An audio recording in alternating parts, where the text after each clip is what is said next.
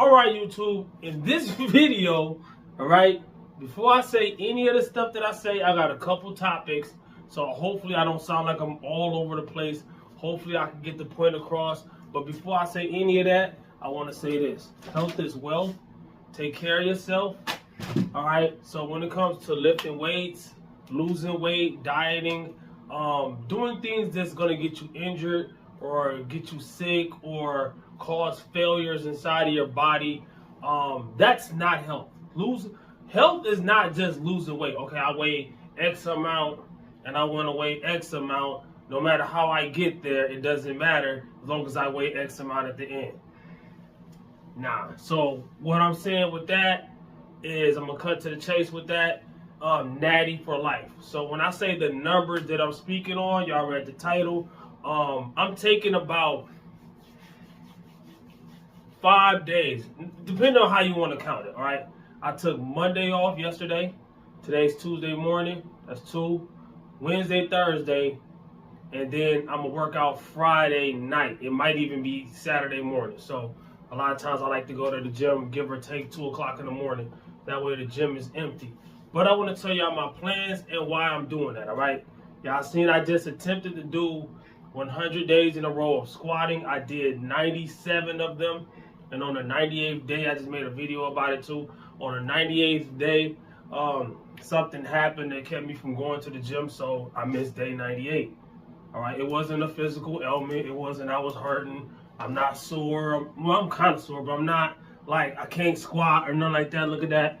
I can still squat. So I'm just showing y'all, right? Because I didn't go balls to the wall and was just squatting my brains out every day. I wasn't just pushing it like that. I was just breathing, bracing, reteaching myself how to squat. If you go a long time without squatting, benching, deadlifting, I tell people all the time, I know a guy, he got injured because he was the best bench presser that I knew in personal life. Now, when I say this number, people could say, oh, there's people that can do way more than that. The number one bench presser in the world, Raw, was like 800 pounds.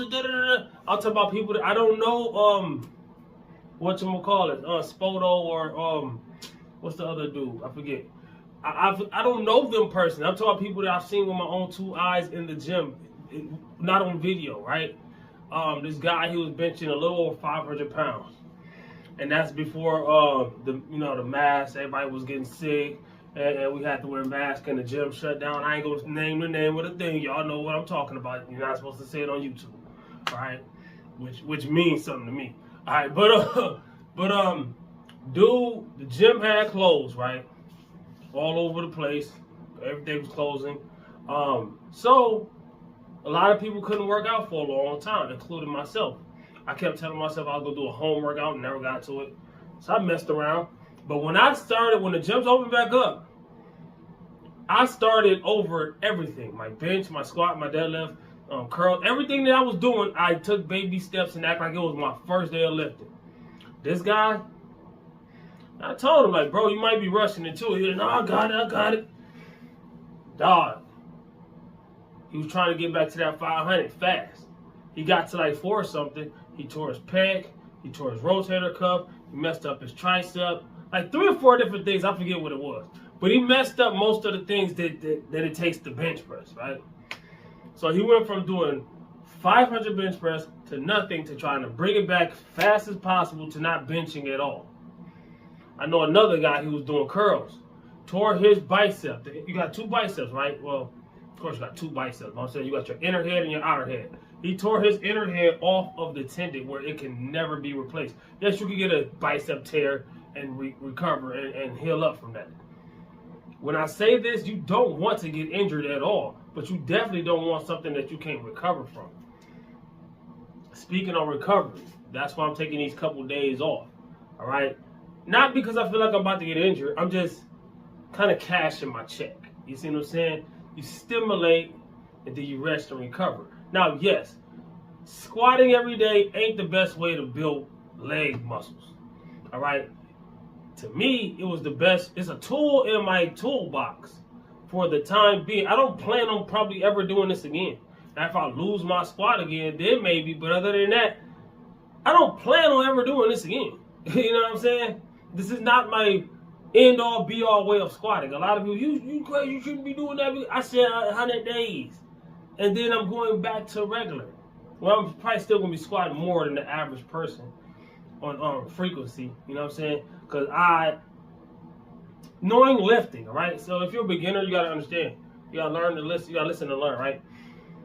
Any good lifter does each lift that he's really trying to do more than once a week. A good bench presser presses more than once a week. He don't just bench press on Mondays and just do arm days and then leg days, one body part at a time. A very good lifter probably deadlifts twice a week, squats 3 or 4 times a week, bench press at least 3 times a week, something like that. You know what I'm saying? And I'm not gonna just, okay, it's squat day, so I can't bench. I do, and what I'm saying is I'm speaking on programming. Why? Because my whole way of training is gonna have to change soon. I'm probably thinking it always changes, all right? At the end of the day, I've been in the gym for a decade. It's changed a million times, all right? It's never gonna stay exactly the same, all right? The gym that's close to me, I'm probably not gonna go to that gym no more. I've been saying I wasn't going to that gym no more. I don't like that gym, but it's kind of some issues I got. But until then, I will be going to the gym I like going, which is out of town. All right, and it's kind of hard for me to do that on days I work because I do 12.5 hours, 2 weeks a day shift and 2 weeks a night shift, and I have certain days off, whatever. So it's kind of my schedule is kind of hard to explain, and I don't really want to explain it, but what I'm saying is there's going to be days like, okay, for instance, Monday and Tuesday, I'm going to be on day shift, right? And for me to go to the gym, I had to go to the gym out of town and come back, go to bed, and then wake up. I mean, there's going to be days I do that.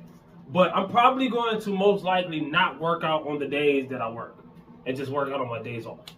So if I work Monday and Tuesday, I got Wednesday, Thursday off. I work Friday, Saturday, and Sunday. But that Sunday, I have Monday off, and then I will probably go to the gym. I don't know, probably right after work or whatever I feel like or whatever.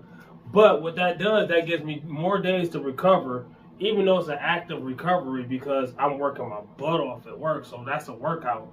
The gym is not the only workout you're doing, all right? You got to think about it. You got other activities that's physical. You're working out. If you always busy all day, you're working out all day. A lot of people hear me say that and they be like, well, I ain't losing no weight though. That's because you're eating too many calories, all right? You're burning 1,000,000 something calories, but you're eating 1,000,001, all right? Not exactly, you know what I'm saying? You hear what I'm saying? You're eating more calories than you're burning, so you're not gonna lose no weight. All right, so this ain't even about weight loss. I'm not even in a weight loss phase. I'm actually kind of bulking. All right, I was 164, 163, 160. Well, I think I had got down to 162. I think I was only like 162 for that day, so I don't really count it. So I was like 163, 164 at the lowest of my cut this summer, right? So right now I'm sitting at, like, I wake up in the morning without eating anything. I'm usually 174. I think I woke up at 176 once, but that's after a big cheat day, something like that. So I'm like somewhere between 173 and 175. So yes, those little couple pounds do matter when you're really into this, all right? Everybody that's not really into this, you might not think it mattered, but it mattered, okay? Once you start knowing your numbers, it makes it easier, right? People think it's obsessive, but it's not. It's just simple math. It's analytics. It's just like anything else. It's like running a business. You gotta know how many. If I'm running a burger joint, I gotta know how much the ground beef costs. I know how much the ketchup costs. How much am I paying my employees? The lights, the water. If I don't crunch the numbers, how do I know I'm making profit? Because I'm spending money to run this business, and I'm making money by selling these burgers and fries and drinks. But if I don't take accountability for both, how much is coming in and coming out, how do I know how good my business is doing?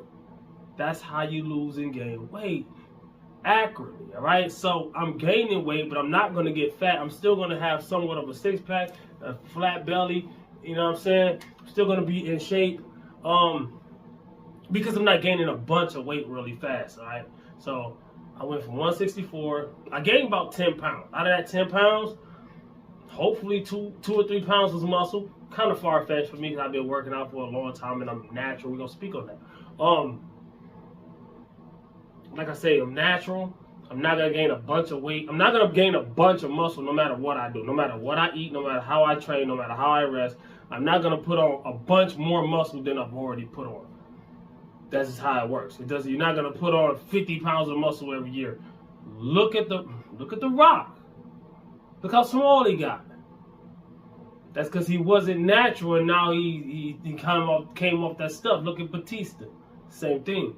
Look at a lot of bodybuilders, and they smart for doing that. I'm glad they are. Look what happened to Hulk Hogan and all these other people. They get their wake up call. You know what I'm saying? But what I'm saying is, with me getting more recovery, I can program my workouts to be even harder. I can annihilate my workouts even more and then get recovery. Annihilate my workouts even more, then get recovery. A lot of people say you should have been doing that. I did do that before. Like I say, this is a cycle of a decade of working out.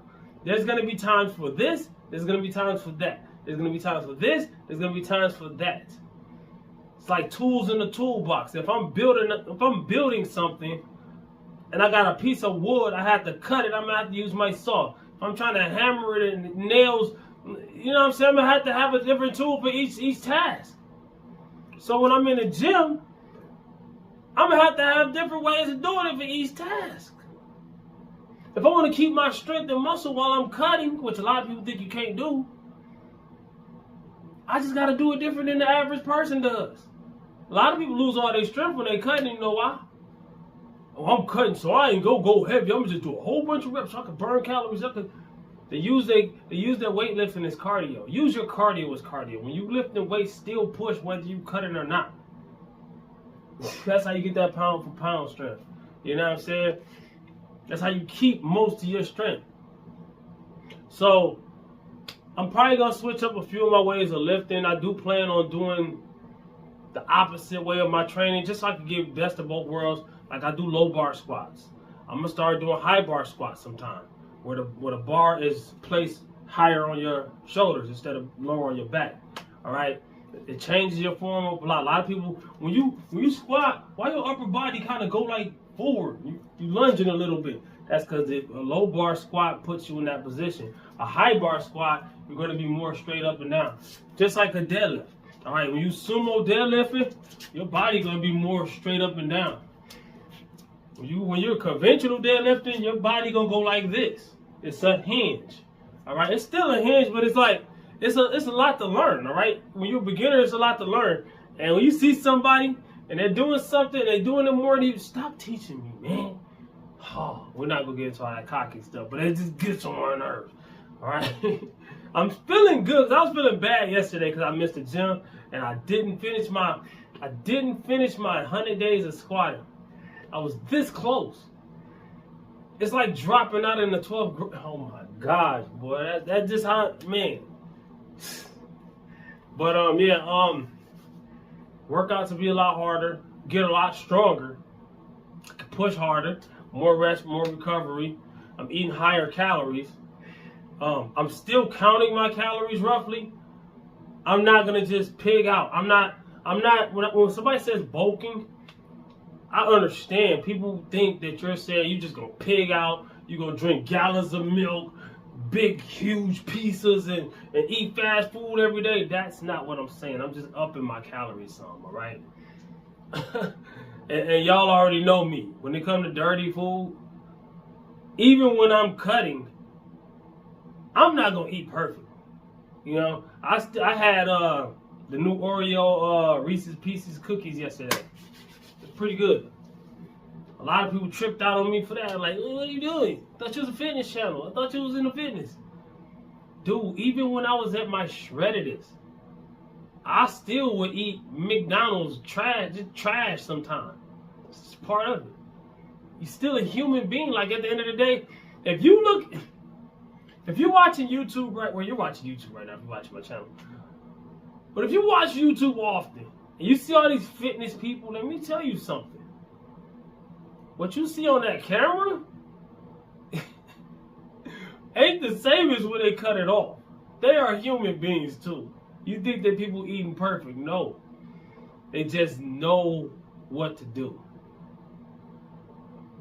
Counting your calories allows a lot of freedom. A lot of people, like I say, the obsessive thing, people think it's obsessive. Guess what? If I count my calories, I know where to stay at, what range to stay in. If I don't want to get fat, even though I'm eating some dirty food, I can do that. I can eat a whole box of donuts and still not get fat. I can do that.